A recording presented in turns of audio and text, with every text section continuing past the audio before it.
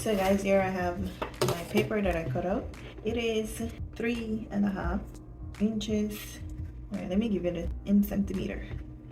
So right here is 9.5 centimeter, and right here, top to bottom, it is 14 centimeters. And all I did was to put this circle die on the top, cut it out to right there, and that's how I got that little oval right here. And I also did this one as well right here, and this gonna go at the back right here. So all I'm going to do now is to add my designer paper so I can get the rest of the measurements for you guys.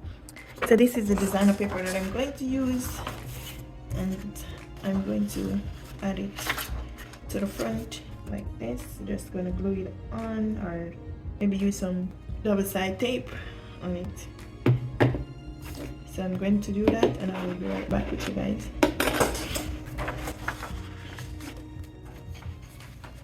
So guys, I have this piece of paper that I'm going to attach right here to make the flaps.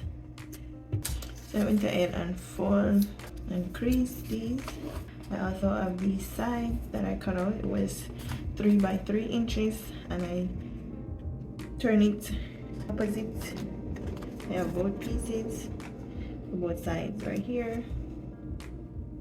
So all I do is turn it to the angle where I want to cut it.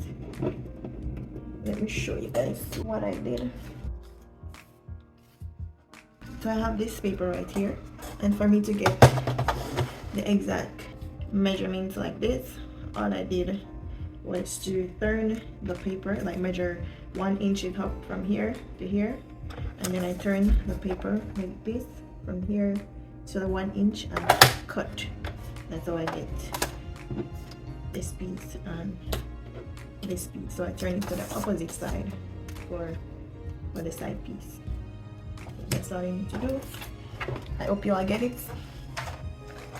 So both of these were 3 by 3 inches, and I'm going to attach this one. So I'm going to attach right here to here and cut off the excess. So what I do there, and I will be right back. Just glue it on with some double-side tape. And now I glue those flaps on, and I'm also gonna attach this to the back. So I'm gonna add some double-side tape.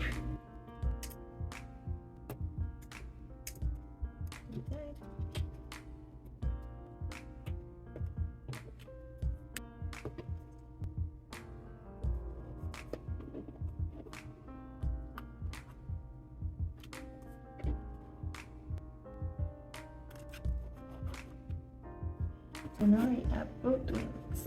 So I realized those flaps were too tall, so I went ahead and cut off 1 inch off both sides. Now I cut it off, and I left back with this. So I have these 4 pieces of paper, and I'm going to use 3 in the middle of the box. They measure 4.25 by 1/2 inch. So right here, I'm just adding them into the box. Ensure that you place them correctly.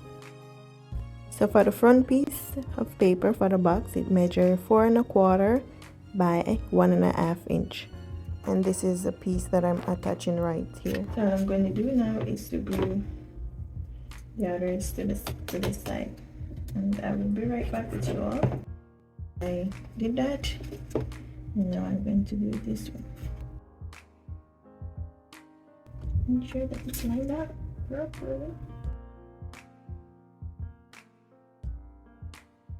So this is what the box looks like afterwards. Play with it a little bit to ensure that it can bend smoothly. What I'm going to do is to add my decoration over it, and that's it. So guys, I have this. These 2 pieces of design paper that I'm going to use. I'm going to just glue these down. I'm going to glue this one over here. There is the box. So I'm going to add some snowflakes since it is New Year's. I'm going to add some snowflake, and I have some balloons over here that I'm going to add to it as well. Okay. I'm going to pop those up. So I'm back with these foam dots so I can attach them onto the box.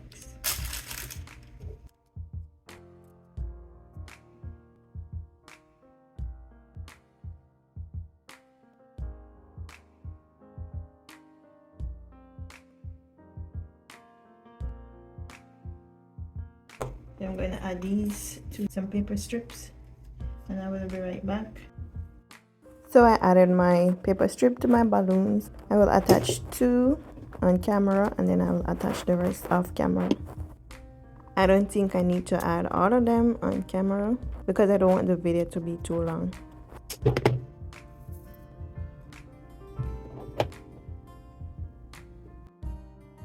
I'm going to finish these and then I will be right back.